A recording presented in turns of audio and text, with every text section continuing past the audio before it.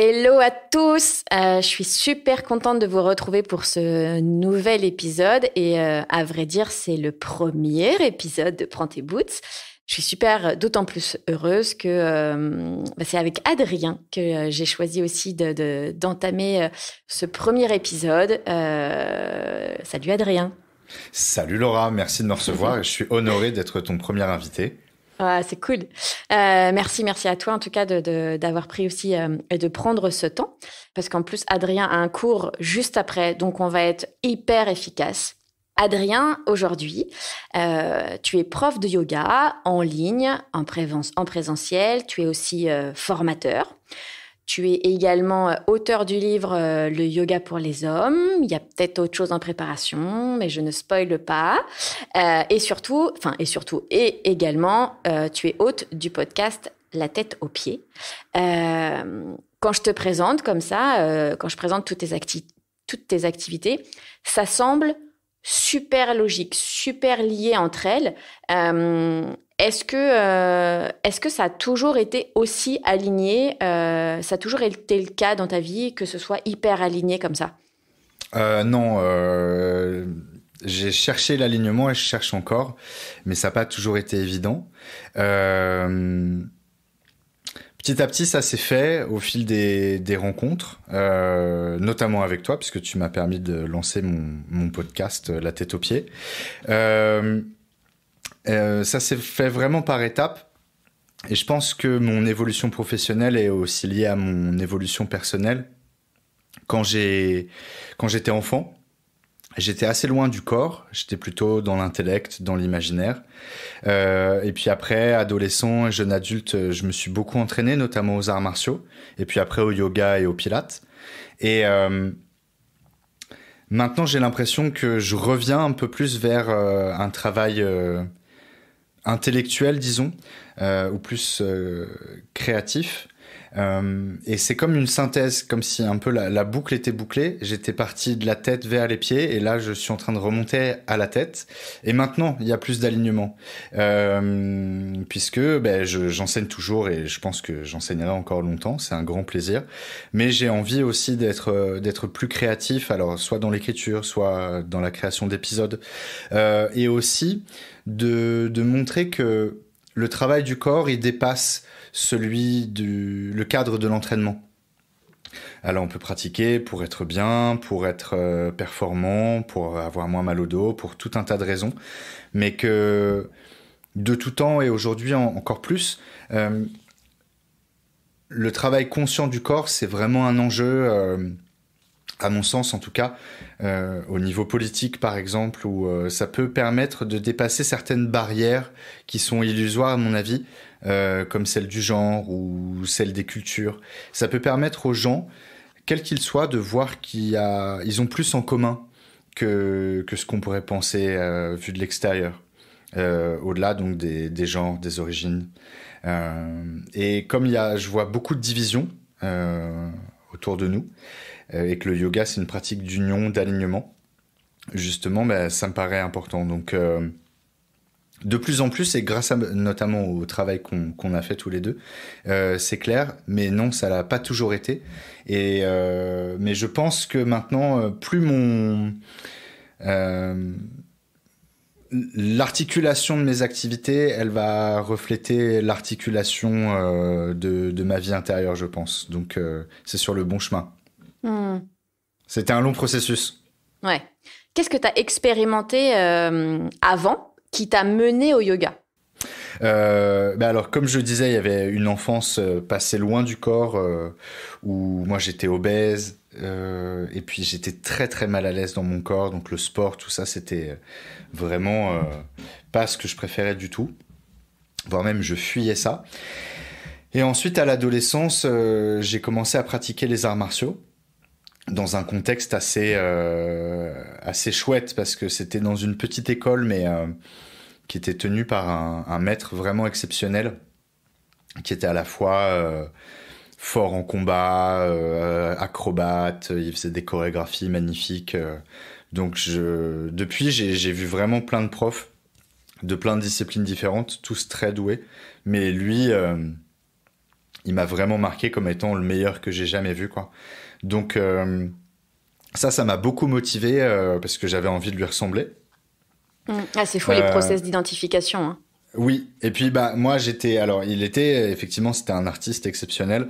Moi aussi j'étais dans une période où j'avais besoin de repères, donc voilà. Je pense que c'est plutôt bien tombé. Après, il n'était pas aussi parfait que je l'imaginais, donc ça m'a mis en quête d'autre chose. Et ça, même si c'était une grosse déception sur le coup, c'était peut-être finalement très bien parce que ça m'a poussé à bouger justement, à prendre mes boots. Et voilà, donc il y a eu cette quête dans les arts martiaux avec ce prof-là ou avec d'autres. Qui était un peu c'était très chouette et ça m'a permis de voyager, de faire des rencontres, de vivre des aventures, donc je regrette pas, mais c'était aussi un petit peu frénétique. Il y avait un côté désespéré là-dedans. Si je faisais pas ça, je mourrais en gros, quoi. Et donc je me suis beaucoup abîmé le corps. Je me suis blessé à toutes les articulations, vraiment je pense que je me suis cassé le nez et jusqu'aux orteils, il y a des trucs qui se sont abîmés. Et puis tout ça, moi j'étais très content parce que ça montrait que j'étais un vrai bonhomme et tout ça, et que je m'étais entraîné sérieusement. Et sauf qu'à 25 ans, j'avais du mal à marcher. Donc là, je me suis dit ah oui quand même. Puis il y avait l'entraînement, c'était ma passion quand même, donc il y avait un petit problème. Et donc là, naturellement, comme de par hasard, je suis tombé sur des gens qui ont pu m'aider, donc notamment un maître d'arts martiaux qui s'était blessé et qui m'a enseigné le tai chi et le qigong. Et puis après, moi je voulais me professionnaliser dans la pratique, dans l'enseignement, pardon. Donc j'ai passé un diplôme d'éducateur sportif, ça m'a aidé à connaître l'anatomie. Donc ça aussi c'était une révélation. Et puis ensuite, j'ai découvert le pilate et le yoga. Et voilà, donc c'est comme si je dis souvent que j'ai mis 10 ans à me bousiller le corps et 10 ans à le réparer. Parce qu'après, une fois que j'ai rencontré le yoga, c'était aussi un chemin parce que j'ai commencé par le yoga vinyasa, qui était une pratique dynamique, assez intense. Et moi, je pense que c'était une bonne porte d'entrée parce que j'étais quand même... j'avais l'habitude d'entraînement assez intense. Donc là, j'ai retrouvé beaucoup de choses des arts martiaux ou du sport en général. Et puis petit à petit, je suis venu vers des formes comme le yin yoga par exemple. Comme le yin, ouais. Ouais, où c'est statique, on reste longtemps dans les postures très douces, on respire beaucoup et ça m'a fait énormément de bien pour guérir mes blessures ou pour ouvrir un peu mon esprit. Mais ça, j'aurais pas été capable de le faire comme première pratique sûrement. Et puis ensuite, j'ai découvert aussi des formes comme le yoga nidra par exemple qui ressemble plus à de la sophrologie ou à de l'imagerie mentale. Et donc voilà. Donc il y a eu tout un chemin pour arriver au yoga, mais même une fois arrivé au yoga, il y a eu encore beaucoup d'étapes. Donc, est-ce qu'on peut dire que c'est autant des rencontres qui t'ont mené à ton activité et à la vie que tu as aujourd'hui, et également ce chemin que tu as fait aussi sur toi et avec ton corps, avec le fait d'avoir brisé ton corps pendant une dizaine d'années et d'aller plutôt sur le chemin de la réparation. Est-ce qu'on peut dire que tous ces éléments expliquent en grande partie ton choix de vie et ton choix d'être entrepreneur aujourd'hui, en tout cas autour du yoga? Oui, effectivement, c'est comme s'il y avait un double mouvement entre l'intérieur et l'extérieur, mais finalement c'est indissociable parce que sans les rencontres, jamais je me serais retrouvé dans ces endroits-là. En fait, le projet que tu voulais pas spoiler, c'est que je raconte un peu mon parcours dans un livre sur lequel je travaille. Et effectivement, si je me suis retrouvé dans une salle d'arts martiaux comme ça, cette salle-là précisément, c'est parce que c'est un pote à moi qui m'a emmené. Et après, à chaque étape, en fait, même si c'était pas clair sur le moment, ça m'apportait aussi ce dont j'avais besoin à des moments précis. J'ai fait des rencontres qui m'ont guidé. Et effectivement, et pourtant, il y a des moments d'incertitude, de frustration, d'incompréhension. C'était pas... Et pourtant, rétrospectivement, il y avait un peu... ça peut donner l'impression que tout était à sa juste place et que vraiment, enfin, il y a c'était de enfin, encore une fois, looking back, comme on dit en anglais, rétrospectivement, C'est le bon mot. Voilà. Tout était juste finalement, même si pour le coup je trouvais ça vraiment pas juste à des moments. J'ai pas toujours été philosophe. Et en fait, c'est toujours pour cet axe-là de progresser en soi, mais toujours pour progresser avec l'autre et pour pouvoir avoir des relations qui soient plus qualitatives. Que ce soit là, je le vois, j'ai une filleule qui a 5 ans. Euh, je vois aujourd'hui comment j'arrive à être avec elle et c'est très agréable c'est un bon repère pour voir comment j'ai progressé, comment je suis peut-être plus calme, plus attentif. En général, alors il y a encore des petits ratés hein, malheureusement, mais je suis assez satisfait de la façon dont j'arrive à me lier aux autres, alors que ça n'a pas toujours été évident, même si je pense que je suis quelqu'un qui va vers l'autre un peu spontanément, mais voilà, aujourd'hui, je je suis mieux avec les autres et j'arrive à être bien tout seul aussi. Donc il y a vraiment et tout ça c'était vraiment permis par ce travail sur le corps, mais comme porte d'entrée vers le mental ou vers les émotions. C'est pas seulement, voilà, j'allais dire pas du tout. En tout cas, c'est pas seulement un travail de surface, de d'étirer, de renforcer les muscles et tout ça. Ça c'est vraiment la partie émergée de l'iceberg. Mais il y a vraiment tout un quand on apprend à habiter son corps, bah forcément, on remarque qu'il y a plein de choses qui encombrent un peu l'espace, qui sont liées à notre passé, à nos tendances, la façon dont on a été un peu façonné malgré nous. Aujourd'hui encore, je travaille là-dessus pour avoir plus de choix et plus de liberté. Et donc d'être avec l'autre juste pour être avec l'autre et pas avoir besoin d'extraire de lui des choses qui me manquent. Est-ce que tu dirais aujourd'hui, si je traduis aussi un petit peu ce que je comprends, est-ce que tu dirais que le mouvement... Ouais, je parle un peu comme Jean-Claude Van Damme, si tu peux m'arrêter si je... Non, au contraire, justement, ça me permet de rebondir. Est-ce que tu dirais aujourd'hui que le mouvement n'est pas qu'associé au côté bien-être, mais touche plutôt en fait toute la société. Tu vois, le mouvement. Est-ce que dans ce que je comprends, c'est que il y a vraiment une démarche globale et pas seulement le mouvement. Bah tiens, j'apprends à bouger avec mon corps, juste avec moi-même. Quand je t'entends, on a l'impression que c'est le mouvement, se mettre en mouvement. En tout cas, qui est une notion moi hyper importante dans ma vie. C'est vraiment, comme tu dis, déjà tourner vers l'autre, mais c'est aussi trouver sa place dans la société. Est-ce que c'est comme ça que tu incarnes et que tu vois le mouvement ? Oui, en fait, je pense que c'est un peu comme des poupées russes, quoi. Il y a effectivement un premier rapport où il y a une certaine introspection, surtout si on n'a pas l'habitude de travailler son corps, où on découvre plein de choses, des sensations, la respiration... peut-être des émotions qui sont liées au fait de se mettre en mouvement. Donc ça, c'est bien, c'est important, ça, c'est le cœur de la pratique. Mais effectivement, il y a ensuite comment on va se relier à l'autre. Donc ça peut être intéressant. Je pense que du coup, le yoga, ça propose des pratiques avec partenaires, notamment par le biais de l'acro-yoga, mais il y a des disciplines comme la danse ou les arts martiaux qui font entrer en contact avec l'autre d'une façon différente, et ça, je pense que c'est une bonne école de vie. Ça peut être utile. Les pratiques se complètent de toute façon. Pour moi, il n'y a pas vraiment de différence entre le yoga, les arts martiaux, la danse, le pilate. Mais ça n'engage que moi. Et puis, effectivement, que bien sûr, ces pratiques, elles génèrent du plaisir, du bien-être, et ça, c'est très important. Pourtant, à mon avis... elles peuvent avoir une dimension plus grande aussi, c'est pas antinomique, mais de quelque chose de presque sacré. J'en parlais dans un podcast, dans un entretien que je faisais pour mon propre podcast, où ça peut aider l'individu à trouver sa place dans le monde, dans la société, dans l'univers, à être mieux avec l'autre. Et effectivement, du coup, c'est aussi politique parce que...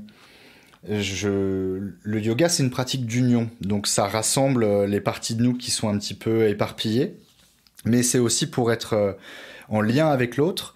Et moi, j'ai eu l'occasion de travailler vraiment dans les beaux quartiers, avec des gens qui ont beaucoup de moyens, dans des ghettos, dans des prisons, dans des camps de réfugiés, dans des hôpitaux, dans des universités. Donc des publics différents auxquels il fallait s'adapter. Et pourtant, c'était pas si différent que ça. Les gens, c'est les gens. Alors, ils parlent pas la même langue, ils ont pas du tout le même milieu, pas la même religion. Donc, bien sûr, il y a des petites choses qui changent. Mais la structure mentale et psychique de l'humain, c'est quand même la même à chaque fois. On travaille avec le même matériau. Et c'est ça, je pense que ça peut nous apprendre de plus, dans un moment où, en fait, je crois que les gens, ils s'identifient surtout, ils se définissent par rapport à ce qu'ils ne sont pas. Et en ce moment, on a tendance à choisir le plus petit dénominateur commun et de dire, l'autre, c'est pas moi. Moi, je suis comme ceci, comme cela, je viens de là, je crois ça, je suis attiré par tel type de personne. Bon, et c'est comme ça. Et l'autre, il est pas comme moi. Et comme il est vraiment pas comme moi, finalement, on va pas pouvoir vivre ensemble. Et ça m'inquiète, ça me chagrine, surtout que je crois qu'on doit faire face à des défis qui vont tous nous concerner, que ce soit au niveau politique ou environnemental. Le réchauffement climatique, ils s'en foutent de savoir d'où tu viens et avec qui tu couches. Je sais pas si on peut dire des gros mots dans le but, mais tu viens comme tu es. Voilà, ok, d'accord. Et donc voilà, ça c'est clairement, en fait, j'ai souvent cette image-là. C'est un peu comme dans Game of Thrones, en fait, on se bagarre pour des petits trucs de pouvoir dans les royaumes du Sud, alors que au Nord, il y a une sorte de vague qui va descendre et qui va déglinguer un petit peu tout, quoi. Donc je pense que pour l'épanouissement de tous, mais même pour la survie de l'être humain, cette union, elle est nécessaire. Et c'est un peu un test, hein. Peut-être que l'humain, finalement, c'était un essai de l'évolution et que c'était une erreur et qu'on va se faire balayer parce qu'on n'était pas assez capable de travailler ensemble. Mais j'aime à croire qu'il y a quand même vraiment quelque chose de profondément beau et magique dans l'individu et dans l'humanité en général. Et que justement... en travaillant le corps conscient, on peut accéder à ça, à ces choses qui sont pas conditionnées, à ces choses qui nous relient, et pas à des différences de surface qui sont beaucoup liées à du mental, à des projections, à des manipulations qu'on se fait à soi-même ou qu'on veut nous faire. Donc voilà, j'ai mis un quart d'heure pour répondre à ta question, mais oui, je pense que c'est profondément politique. Ça peut l'être, c'est nous qui choisissons. Ça peut juste être une heure où on se fait du bien. Moi, je tiens pas à ces discours-là quand j'ai des cours, hein. Mais justement, c'est aussi pour ça que je voulais faire le podcast, pour montrer qu'il y avait une autre dimension. Mais je me dis que la personne qui vient pendant une heure sur son tapis, qui m'écoute, avec qui on va plaisanter, qui va profiter un peu des exercices, si elle repart mieux qu'elle est arrivée, elle va être mieux pendant sa semaine, elle va peut-être se relier aux autres différemment, et ça peut faire un effet ricochet aussi qui peut être intéressant. Mais je pense qu'une partie de mon travail, c'est ça. Voilà, en plus, moi, je m'applique à transmettre de la façon la plus simple possible. Ayant eu, moi, beaucoup de difficultés pour apprendre, j'essaie d'adapter beaucoup, de rendre ça très accessible. Donc ça, c'est une partie de mon travail. Et ensuite, d'expliquer tout ce volet plus théorique, je sais pas si c'est le bon mot, mais tout ce qui peut tout ce qui peut englober, enrichir la pratique. Ça, je le fais au travers de l'écriture et du podcast. Et en fait, pour moi, les deux, ça va ensemble. Parce que tu parlais de cohérence tout à l'heure. Et oui, et je crois que si j'enseignais pas, je serais malheureux. Mais si j'étais que prof, je serais un peu malheureux aussi. Je crois que j'ai d'autres choses à dire. Tu as beaucoup de choses à dire. Et ce que je trouve intéressant aussi dans ton organisation, dans ton système, tu vas rigoler si j'utilise le mot cercle, mais c'est que tu vois, tu ne cherches pas à tout mettre dans tes cours. La mode aujourd'hui, parce que je pratique le yoga, c'est et moi j'adore chanter, ça me fait beaucoup de bien. Mais si tu veux, quand je vais à un cours de yoga, c'est pas que l'histoire du yoga ne m'intéresse pas, c'est que en fait, quand je pratique, je suis là pour pratiquer. Et c'est vrai qu'il y a des cours où on cherche à mettre un peu d'histoire, un peu de chant, un petit peu de bol tibétain. un petit peu de je sais pas quoi. Et du coup, en fait, à la fin, bon, t'as fait un petit peu de pratique, mais pas autant que ça. Alors que toi, tu décides de faire, si j'ai bien compris, tu as ta pratique, tu enseignes, tu es là pour enseigner. Et pour celles et ceux qui souhaitent en savoir un petit peu plus sur l'histoire, etc., bah, il y a ton bouquin, il y a le podcast. Et donc, en fait, et moi aussi, j'ai eu beaucoup de mal à apprendre quand c'est un gros sujet dans ma vie. L'apprentissage était compliqué. Et aujourd'hui, en donnant la possibilité d'apprendre via l'audio avec ton podcast, via l'aspect visuel avec un livre ou en fait le côté kinesthésique en assistant à tes cours. Du coup, tu cherches pas à tout mettre dans un cours, mais tu permets à chacun d'aller piocher en fait soit en ligne, soit dans tes bouquins, etc. Et ça, j'aime bien, j'aime beaucoup parce que du coup, ça fait pas fourre-tout dans tes cours et enfin moi je trouve ça chouette. Est-ce que tu considères que pour être un bon prof de yoga, il faut bien se connaître?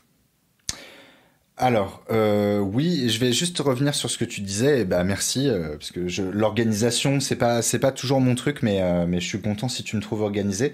C'est qu'effectivement, bah, les formats, en général, c'est 1 heure. Donc c'est court pour faire. Il y a des cours de yoga qui durent plus longtemps. Hein. Ça peut être 1 heure et demie, 2 heures, 3 heures parfois. Et donc je me dis que peut-être après par le biais de stages ou de retraite ou de choses comme ça, bah, peut-être que je pourrais parler un petit peu plus. Mais sinon les gens ils viennent pour 1 heure. Je sais que cette heure elle est parfois précieuse parce que c'est des gens qui ont des métiers, des familles. Donc en fait c'est pas rien de se libérer 1 heure dans la semaine. Qui prennent pour soi, et la plupart, alors je donne des cours aux hommes aussi, mais la plupart c'est des femmes qui ont des journées bien chargées, comme tu le sais. Et donc, c'est mes élèves, parfois ça devient des amis avec le temps, mais c'est aussi des clients. Donc ils payent pour une prestation, ils payent pour un cours de pilates ou de yoga, et ils payent pas pour le Adrien Show. Et donc, en fait, je pense qu'il y a quand même des choses qui passent. Par le biais d'images que je peux donner ou d'expériences. Par exemple, là, je repense à il y a quelques temps, j'expliquais que les jambes, elles s'attachaient pas qu'au bassin, elles remontaient vers les côtes. Et il y a une cliente qui était nouvelle dans le cours et qui me dit ah ouais, je sens ça. J'avais jamais senti ça. Elle est repartie avec ça. Et ça, c'est intéressant. Et peut-être que voilà, l'espace du cours, il est là pour ça, et que peut-être cette sensation-là. Maintenant qu'elle est ancrée chez elle, elle va le ressentir quand elle marche, quand elle travaille, quand elle est chez elle. Et ça va nourrir quelque chose de plus profond qu'un discours de surface. Et ça me permet de... je pense aussi que la façon dont j'articule mon discours, il est un peu différent de ce que je peux entendre dans beaucoup de cours de yoga. Et que moi, j'essaie de trouver... C'est aussi parce que j'ai une expérience assez multiple et que j'avais des profs très inspirants aussi.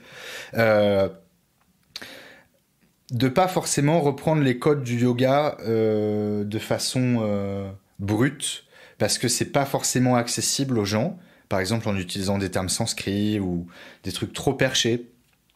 Et que l'idée c'est que si on veut planter une graine, si on veut poser les fondations d'un changement, disons, il faut le faire de façon habile, comme quand on enseigne le mouvement, on va pas enseigner de façon super dure, mais plutôt accessible. Et donc ça demande un travail de pédagogie et d'adaptation, et surtout d'articulation. Et pour répondre à ta question, est-ce qu'il faut se connaître pour être prof de yoga ? Oui, je pense qu'il faut connaître son corps. Je pense que c'est plus intéressant d'avoir traversé des difficultés. Je pense notamment qu'il y a la souplesse, c'est une grande partie de la pratique du yoga telle qu'on la conçoit ici. Et que si c'est enseigné par... des jeunes femmes qui font de la danse depuis qu'elles ont 3 ans. C'est pas la même chose que si c'est par des hommes qui se sont mis au yoga à 45 ans et qui avant ils faisaient foot et footing, quoi. Donc moi je pense que je suis un bon prof parce qu'on m'a bien formé, parce que j'ai des parents qui m'ont aidé à avoir une tête bien faite, mais aussi parce que j'ai beaucoup galéré, parce que je me suis blessé. Parce que quand on m'expliquait les choses, je comprenais pas, j'arrivais pas à les faire. Et j'ai eu des mauvais profs qui m'ont engueulé, qui se sont moqués de moi. Et donc, ces expériences-là, ça m'a fait comprendre que moi, je voulais pas. Quand je le vivais, ça me plaisait pas. Et donc, sûrement pas, je voudrais faire vivre la même chose aux gens. Et encore moins à mes clients. Donc, encore une fois, moi, je vois des gens d'abord, mais c'est aussi des clients, donc des gens qui me donnent de l'argent pour un service. Comme au restaurant, je vais faire de la bonne cuisine.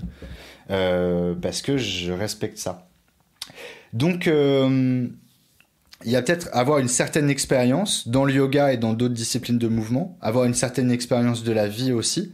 Moi, je me suis planté plein de fois dans les salles ou en dehors des salles. D'avoir travaillé aussi avec des publics un peu compliqués. J'ai travaillé en désintoxication, j'ai travaillé en prison. Donc, il faut faire un peu attention à la façon dont on parle aux gens. Mais de tout temps, hein, dans tous les contextes. Mais là, ça t'apprend, en prison, t'es tout seul avec 12 mecs, faut pas se faire marcher dessus, mais faut pas les écraser non plus. C'est un truc d'équilibriste, quoi, un peu. Et il y a des enjeux, parce que si ça se passe pas bien, t'es quand même enfermé dans une salle avec 12 types, quoi. Donc voilà. Et donc après, en fait, ça apprend à contacter l'humain différemment. Et voilà. Et donc, quand on se retrouve dans les beaux quartiers, dans une salle où tout sent bon et tout est joli et tout ça, ça permet aussi de voir les choses différemment. Donc oui, je pense que c'est nécessaire. Et surtout, je crois que c'est important de pas caler des décalcomanies du yoga sur soi. Et que si on se met un Ganesh sur le front et qu'on met un peu de Ravi Shankar dans son cours, on fait du yoga. À mon avis, c'est pas ça. Et j'ai vu beaucoup de choses où il y avait beaucoup de discours. Et puis, en pratique, que ce soit sur le tapis ou en dehors du tapis, ce qui est encore plus important, ça suivait pas trop. Et moi, il y a plein de fois dans ma vie où je faisais n'importe quoi, mais au moins, je faisais pas semblant d'être autre chose que ce que j'étais, je crois. Donc, je l'ai dit dans un épisode de podcast, donc je peux en parler, mais moi, j'ai consommé beaucoup de drogue pendant longtemps. Il y a des moments où j'en suis pas fier, mais je l'ai fait, mais où je suis allé enseigner, défoncer et tout ça.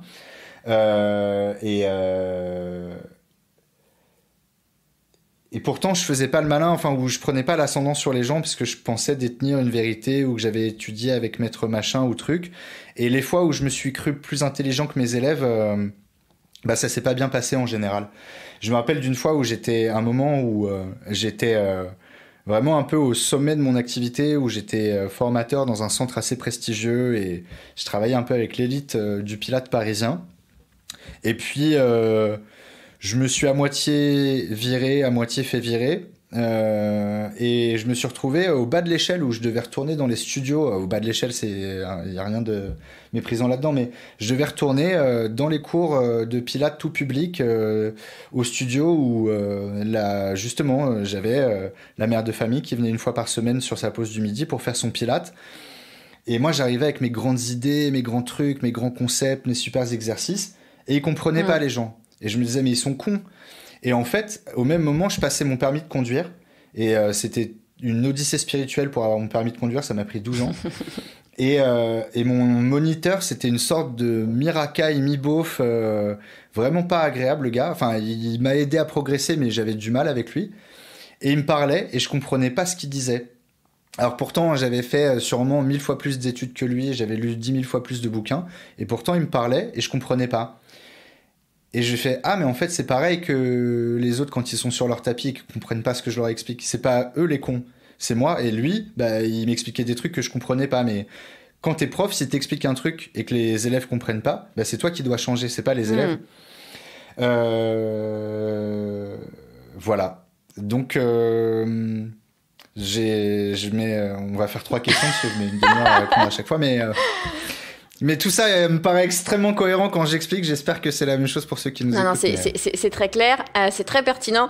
Je suis juste en train de me dire qu'effectivement, sur l'ensemble des questions que j'avais préparées à te poser, je pense que je vais en squeezer une bonne quinzaine. Alors, soit dit en passant. Ah ouais, d'accord. Ouais. C'est pas grave. Aujourd'hui, Mais comme il n'y a pas la caméra, en plus, tu peux pas me faire de signe. Ouais, c'est ça. Genre... arrête. Je vais te tuer tout à l'heure. Sinon, voilà, si tu tousses, tu fais et j'arrête, d'accord. Non. Alors, question suivante. Aujourd'hui, tu es aussi podcasteur, tu as lancé ton podcast La tête aux pieds. Dans ton teaser, tu parles vraiment à cœur ouvert aussi de ton enfance, aussi de tes addictions, etc. Est-ce que tu crois que dans le monde actuel, dans notre monde, est-ce que tu crois que s'intéresser à sa propre histoire, se souvenir, est-ce que c'est important selon toi et en quoi c'est important aujourd'hui ? Alors, je vais essayer d'être plus synthétique. Oui, je crois que c'est important. C'est important parce que sinon c'est facile d'imiter les autres, surtout quand on est dans le yoga ou autre où il y a des figures un peu qui peuvent nous impressionner. Moi, je me disais souvent je voudrais être comme lui. Et en même temps, en fait, je me dis mais je serais jamais capable d'être comme lui. Et en fait, c'était pas ça la question. L'idée, c'était de devenir un peu comme moi j'étais. Mais donc, il a fallu, et l'occasion m'en a été donnée, aussi douloureux que ça soit parfois, d'être confronté à moi-même et donc à mes difficultés et aux carences que j'avais. Parce que j'ai rencontré quelqu'un un jour qui disait on est mu soit par l'abondance, soit par la carence. Et moi, je pense que ce qui m'a poussé à faire tout ça, c'est parce que j'avais beaucoup de carences. Et donc, alors qu'il n'y a pas que ça. Par exemple, si j'enseigne aujourd'hui, je pense que ça peut venir d'un truc d'abondance et pas de carence. C'est pas parce que j'aime donner des ordres aux gens que je donne des cours, par exemple. Ou pas seulement. C'est parce que je leur apporte tout un tas de choses et moi aussi, j'y gagne. Et donc, je pense que c'est bien. C'est pas évident d'aller se confronter à son passé. Mais c'est nécessaire pour pas être dans ce truc un peu factice, un peu glitter d'Instagram où on mange des avocats et on fait des équilibres sur la plage à Bali et tout est cool et good vibes only. Je crois pas. Moi, c'est aussi, je ferai un épisode là-dessus sûrement. Je crois qu'il faut distinguer le développement personnel de la spiritualité. Ouais, je crois pas que le yoga, au fond, ce soit une pratique de bien-être. Il y a des moments, la spiritualité... C'est très spirituel, le yoga. Voilà, et donc, il y a des moments, on va pas aller bien. Ça va pas faire du bien du tout. On va... Enfin, c'est dur et on va avoir mal. Alors, c'est pas du masochisme, mais on va être confronté à des trucs durs. Justement, si on va... explorer un peu son passé. Après, ça dépend du parcours de chacun. Mais je pense qu'on a tous des moments où, justement, qui nous ont façonnés malgré nous. Et ça, c'est l'occasion de reprendre un peu la main. Donc, il y a un truc de soi à soi. Et puis, j'avais lu une phrase un jour qui disait « Si tu guéris pas tes blessures, tu saigneras sur quelqu'un qui t'a pas coupé. » Et ça, c'est vrai. Moi, j'ai saigné sur beaucoup de gens, je crois. Et puis il y a des gens qui ont saigné sur moi aussi et il a fallu vraiment que je me prenne un gros jet d'hémoglobine dans la gueule pour me dire ah ouais en fait ouais je vais peut-être arrêter. Donc ça c'est vraiment important aussi parce que je pense que sinon il peut y avoir une illusion de liberté où on croque la vie à pleines dents et tout est merveilleux et en fait on passe à côté de soi et on abîme beaucoup les autres. Donc je pense qu'il y a un truc c'est essentiel et il y a un peu une complaisance ambiante qui m'énerve beaucoup et j'utiliserai la plateforme du podcast pour combattre ça. Moi, par exemple, j'ai un truc avec le combat, je sais pas si vous avez compris ça, mais je suis en train d'essayer de comprendre pourquoi que je peux faire autre chose que combattre. Mais c'est très dur et moi, ça va, je termine là-dessus. Après, j'arrête. Mais en fait, mon introspection, elle passe vraiment par la libération de mes tensions. En ce moment, j'ai le thorax défoncé, la colonne thoracique très douloureuse. Ça me fait des brûlures, des douleurs, des trucs. Et en fait, je pense que je suis vraiment profondément en train de lâcher des trucs de mon enfance et justement cette envie de combattre, ce besoin d'affronter les choses, les gens, de faire un podcast pour parler de la politique et dire que le développement personnel, c'est de la merde et tout ça. Et derrière, je me dis, mais pourquoi tu t'énerves en fait ? Qu'est-ce qui t'a pris ton sucre d'orge ? C'est comme dans Snatch. Donc voilà. Donc je pense que, et ça, je le dis dans un podcast, faut pas confondre avoir des causes à défendre et des comptes à régler. Donc je vais essayer de régler mes comptes tout seul et comme ça, je pourrai défendre des causes. Voilà. Merci beaucoup pour tout ça, Adrien. C'est fini non, bon, pas du tout. Putain, merde, j'ai encore répondu trop longtemps. Dans ton livre, Le yoga pour hommes, pour les hommes, pourquoi tu t'adresses aux hommes? Alors, ça vient de... Tu as précisément 1 minute 15 pour répondre. Ok, alors c'est venu du fait que déjà, il y avait un rapport au corps des hommes qui est un peu distant. Donc je voyais beaucoup d'hommes se blesser, s'abîmer, et qui avaient un déficit de sensation, alors que moi, c'est venu aussi quand j'ai commencé à enseigner le Pilate, où en fait, en faisant des petits exercices, ça peut être très intense. Mais il faut se mettre à l'écoute de la respiration, de l'alignement, des choses comme ça. Et ça, les hommes, ils ont du mal à faire ça, parce qu'ils ont du mal à sentir. Ils ont du mal à sentir et donc ça crée des effets nocifs pour eux et pour les autres. Et donc j'avais envie de les aider à créer un rapport différent avec le corps. Ça, c'était le premier axe. Aussi, dans mon parcours, dans ma vie amoureuse, j'ai rencontré une femme, puis une autre, puis encore une autre, puis encore une autre, qui avait été victime de viol. Et en fait, je me suis rendu compte que beaucoup de femmes, l'immense majorité, avaient des choses plus ou moins graves à raconter sur l'attitude que les hommes avaient pu avoir avec elles. Et que c'était vraiment l'immense majorité. Donc il y avait bien un problème sur pourquoi les hommes ils font ça. Pourquoi l'inverse, c'est pas vrai. Sûrement il y a des hommes qui se font agresser par des femmes, mais c'est quand même une minorité. Par contre, il y a des hommes qui se font agresser par d'autres hommes aussi. Et donc, qu'est-ce que c'est pourquoi c'est comme ça? Donc je pense qu'il faut bien sûr protéger les victimes et les aider à se réparer, mais il y a aussi un travail à faire avec les agresseurs ou les agresseurs potentiels. Et donc moi j'avais envie de transmettre par le biais du travail du corps conscient justement une façon de prendre conscience de son espace. Et ma réflexion c'était ça, peut-être que je me trompe, mais que en fait justement si on augmente sa sensibilité, la conscience qu'on a de son propre espace, on va avoir plus conscience de l'espace de l'autre et donc moins avoir tendance à l'envahir, à se dire que non, enfin, moins avoir tendance et moins avoir besoin aussi, de moins aller chercher vers l'extérieur ce qui manque à l'intérieur. Et ça passe par une écoute de soi, une écoute du corps, une exploration émotionnelle, une sorte d'introspection, un peu comme ce qu'on a dit précédemment, quoi. Mais donc que les hommes apprennent à se tourner vers l'intérieur pour moins avoir besoin de conquérir l'extérieur, et que ce soit les femmes ou le matériel en général, et ça peut avoir un impact aussi sur la vie économique ou sur l'environnement. Mais tu soulèves un point super important. Je prends l'exemple très très simple avec Robin. Moi, toute ma vie, j'ai cru que j'allais avoir une petite fille. Puis le jour où j'ai su que j'étais enceinte, j'ai dit non, en fait, je crois que ça va être un garçon. C'est pas, je savais que ça allait être un petit garçon. Et quand Robin est né, je me suis dit, je me fais cette promesse, surtout dans ce monde, parce que moi j'ai grandi à Paris et je peux dire que les agressions ou je me suis fait emmerder tellement de fois, j'ai eu des frayeurs dans ma vie, donc je me retrouve très complètement dans ce que tu dis. Et je me suis toujours dit, j'ai un petit garçon et en fait mon rôle de maman, mais mon rôle de femme en fait, ça va être aussi d'élever et d'éduquer mon fils, c'est pas mon enfant, hein, mon fils, à être conscient que la femme a tout autant sa place dans cette société. Et et ça m'avait beaucoup touchée aussi, je crois que c'était Clémentine Sarlat, qui est aussi podcasteur sur la matrescence, qui racontait cette anecdote et qui m'a beaucoup bouleversée.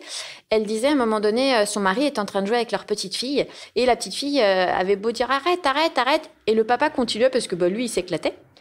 Et en fait elle se l'est pris en pleine gueule cette scène et elle s'est dit attends, parce qu'en fait dans l'esprit de ma fille, son papa c'est la première figure paternelle.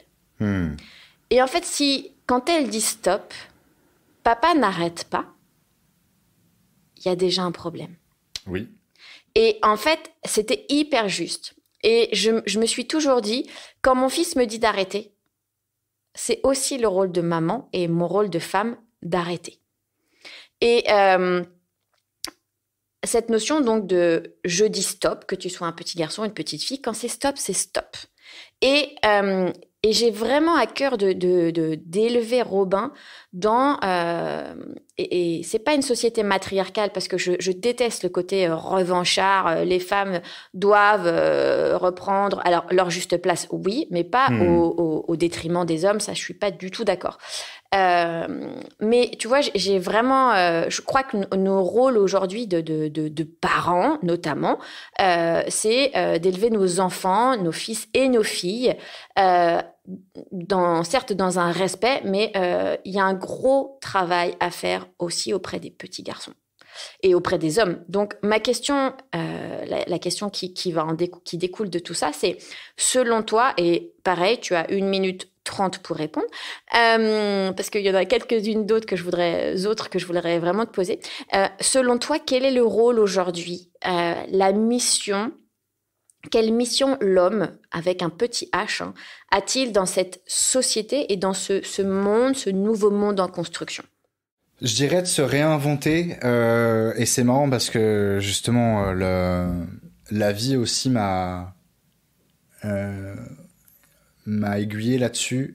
Je pense qu'il y a vraiment ce côté de sensibilité, et du coup, si on apprend à s'écouter soi, on peut écouter l'autre. Et ton exemple là, avec la petite fille qui dit arrête est vraiment très intéressant, je trouve, parce que ça passe, enfin voilà, d'écouter ce que l'autre dit. Et donc il y a vraiment ça, d'apprendre à sentir, d'apprendre à écouter. Moi je vois chez par exemple beaucoup de potes qui sont en couple, où il y a des moments où parce que moi j'ai été élevé que par ma mère par exemple, enfin quasiment, qu'ils écoutent pas vraiment, où ils sont pas attentifs, où ils sont pas forcément toujours présents, alors que ça se voit quand ils parlent à leur conjointe. Et ça se voit ce qu'elle attend, la fille. Peut-être que moi je suis à l'extérieur, donc c'est évident, mais voilà, il suffirait de faire un tout petit peu plus d'écoute, un tout petit peu plus de tendresse, et ça suffirait. Mais comme ils font pas, il y a des moments où ça dégénère. Il y a ce truc de sensibilité, mais il y a aussi, je pense, et donc c'est en profondeur, d'aller chercher dans sa respiration, dans son bassin, et que en profondeur aussi, il y a embrasser une force un peu primaire, pas du tout dans le sens péjoratif, mais être conscient aussi, et ça c'est pas genré, hein. C'est pas, j'aime pas les trucs de ouais, faut être un guerrier, un bonhomme. Je pense que les femmes, le vivant, il y a ça, il y a un peu deux mamelles, quoi. C'est la préservation et l'expansion. Où c'est Eros et Thanatos, bah voilà, faut tuer et se reproduire, quoi, hein, de façon très schématique. Et donc on a chacun en nous ces forces-là. Et je raconte juste une anecdote, c'est qu'il y a ma filleule de 5 ans, donc qui est une petite fille, mais ça marche aussi, qui jouait avec son petit cousin, et à un moment, il a grimpé sur elle à califourchon pour l'embêter, mais très gentiment là, hein, et elle l'a dégagé, elle a fait un coup de bassin, un mouvement d'arts martiaux, et l'autre il a volé parce qu'il est plus petit qu'elle, il a valdingué, et j'ai demandé à son père, mais c'est toi qui lui as appris ça? Et il m'a dit non. C'est-à-dire que cette petite fille, elle a trouvé comment faire un mouvement d'arts martiaux que on peut regarder, hein, ça s'appelle le pont. C'est un truc de base du jiu-jitsu brésilien, et elle a trouvé comment faire. Alors que personne lui a jamais montré. Et qu'elle a même pas réfléchi. C'est venu comme ça, quoi. Et donc, il y a une sorte de logique dans le vivant. Et c'est un petit peu la même chose dans le sexe. Si on n'explique jamais rien sur le sexe, et qu'un jour on rencontre un partenaire, a priori, on va réussir à faire un truc. Peut-être pas très bien, mais ça va marcher. Voilà, c'est ça l'essence de la vie. Et donc, je pense qu'il faut aller chercher, à la fois cette grande sensibilité, cette tendresse et cette vulnérabilité, et à la fois une force profonde, animale, mais au sens très positif du terme, et d'apprendre à faire le lien entre les deux. Une sorte d'alchimie comme ça. Et c'est au-delà de la technique, au-delà des trucs compliqués, c'est très instinctif, c'est très fondamental, je pense. Et donc il faut qu'on a autant de force que de sensibilité, et qu'on a autant de droits que de responsabilités. Ouais, je dirais ça. J'aime bien les punchlines. Même si je parle beaucoup, j'arrive à résumer un peu. Donc voilà, droits et responsabilités, mais ça, je pense que c'est vraiment dans ce que j'entends, et même chez... Là, on s'engage dans un autre débat, mais ce que je peux entendre chez certaines femmes, voilà. Enfin, c'est vrai pour tout le monde. Et pour les minorités, pour les individus, pour les hommes, pour les femmes, pour les blancs, pour les non-blancs. Ça, je pense que c'est une ligne de conduite pas trop mauvaise. C'est ce que j'ai réussi à trouver de plus simple et de plus clair, en tout cas. On se dirige doucement mais on peut vers... rester un tout petit peu et moi, je trouverai un autre moyen d'uploader le truc. Non, il y a un petit clap de fin juste avant le clap de fin. Moi, j'ai un petit quiz. D'accord. Attends. Mais sachant qu'on peut prolonger un peu. Attends. Oui, non, mais je peux me débrouiller. Bien sûr. On est bien d'accord que quand je dis petit quiz, ce n'est pas une dissertation que j'attends après chaque question. C'est une question qui mérite un mot. Tu vois Et après, je te laisserai... Voilà, un seul. Ça va être dur. Bon, c'est un petit quiz que... J'ai pas révisé. C'est très bien, c'est bien. Comme ça, tu vas nous dire plein de drôleries. C'est un petit quiz. Alors, qui a un rapport bien évidemment avec le titre de mon podcast, Prends tes boots. Pour celles et ceux qui ont écouté soit le jingle ou le teaser, les boots sont bien mes chaussures avec lesquelles je suis partie en voyage. Et donc, je suis désolée pour Gad Elmaleh qui a une phobie des pieds. Ce petit quiz a quand même un rapport avec les boots et donc un petit peu des pieds. Est-ce que tu es prêt, Adrien, à répondre à ces questions? Oui, je suis prêt. Ok. Adrien, tu chausses du combien? Du 43. Quel type de chaussures tu utilises dans ton métier? Je suis pieds nus. Très bien. Tu es plutôt minimaliste ou vestiaire à chaussures? Minimaliste. Est-ce que tu as plutôt un pas léger ou est-ce que tu fais trembler le plancher? Entre les deux, ça dépend des moments. Le matin, d'humeur, pied droit ou pied gauche? Pied gauche. Je suis pas étonnée. Pardon, allez, on continue. Ballerine ou chaussures de chantier? Ballerine. Est-ce que tu as trouvé chaussures à ton pied? Non. Ouais, bref, oui, si. Ouais. Et je finirai je finirai par ces petites dernières questions. Si tu devais prendre tes boots pour aller découvrir une culture ou un pays, t'irais où? J'irais en Nouvelle-Zélande pour apprendre le haka. Tu rencontrerais qui? Des Maoris. Si tu soufflais sur tes boots ou si tu le nettoyais tel Aladdin avec la lampe magique, elle ferait apparaître qui? Je peux pas répondre à la question. Elle ferait apparaître quoi? Du temps. Et si ces mêmes boots pouvaient t'aider à exaucer un rêve pour toi ou pour notre planète, ça serait quoi?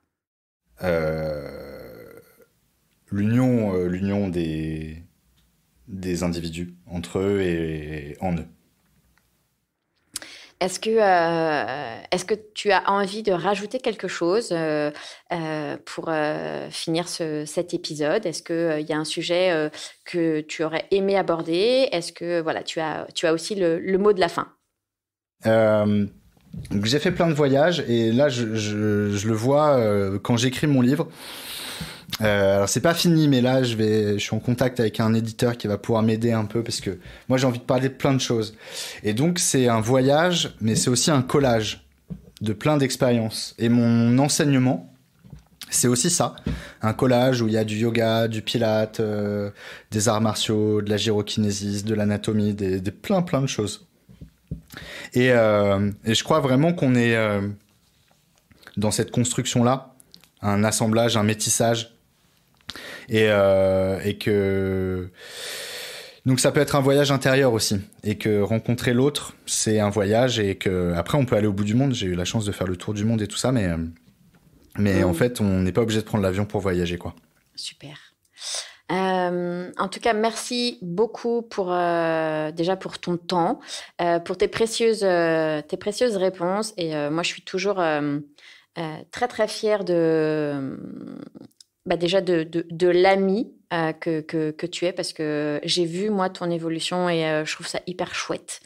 Je trouve ça émouvant, et je te l'ai toujours dit, mais en tant qu'homme, tu as beaucoup de choses à dire à cette société et aux autres hommes aussi. Non pas que les femmes n'ont pas à t'écouter, mais si, écoutez-moi les femmes, s'il vous plaît. Ne l'écoutez pas trop tout le temps, mais en tout cas tu as ta plateforme en ligne pour les hommes qui ont vraiment les chocottes de se lancer et de débuter dans le yoga, sincèrement, et je ne le dis pas parce que, enfin si, je le dis parce que tu es aussi mon ami, mais s'il y a quelqu'un et un homme avec qui vous devez et vous pouvez vraiment commencer en toute bienveillance le yoga et sans aucun jugement, je pense qu'Adrien est vraiment la bonne personne. Si vous êtes à Paris, je vous invite vraiment à aller vous rendre dans ces cours. Et puis, je vais mettre les différents liens, que ce soit le livre, le podcast et puis ta plateforme. Je vais mettre tout ça. Vous pouvez trouver les infos sur mon site et donc, d'écouter le podcast. Et je te remercie de m'avoir accompagné dans la création du podcast, parce que ça m'a aidé à organiser mes idées, parce que l'organisation c'est pas mon truc. Et aujourd'hui, je suis beaucoup plus à l'aise et je suis content. Quand je vais sur Audiomine, c'est que je vois mes petites stats et que là, je dois être au 12e ou 13e épisode. Je suis tout fier de moi et c'est grâce à toi. Donc merci, et à Gaël. Donc bravo Podcast Mania. Si vous voulez lancer un podcast, je vous recommande. Super formation. Merci beaucoup Adrien. Merci Laura. Puis, et donc à la semaine prochaine. Alors, c'est ce que j'allais dire. Si vous êtes chaud patate pour que Adrien fasse un autre épisode, vous m'envoyez des petits messages parce que alors lui apparemment il a l'air chaud patate pour refaire des épisodes. Ça va dépendre. On va faire une chronique de vous. en fait. On va faire une chronique dans la chronique. Pourquoi pas. À réfléchir. Si l'idée plaît aussi aux auditeurs, vous nous écrivez. Je ne dis pas du tout non. Je suis toujours très très curieuse de nouvelles idées. Moi, je vous dis à très très bientôt pour le prochain épisode et voilà, je mets tous les liens en description pour pouvoir suivre Adrien. Je vous dis à très très bientôt. Salut Laura, bravo pour ton travail. Merci Adrien, ciao.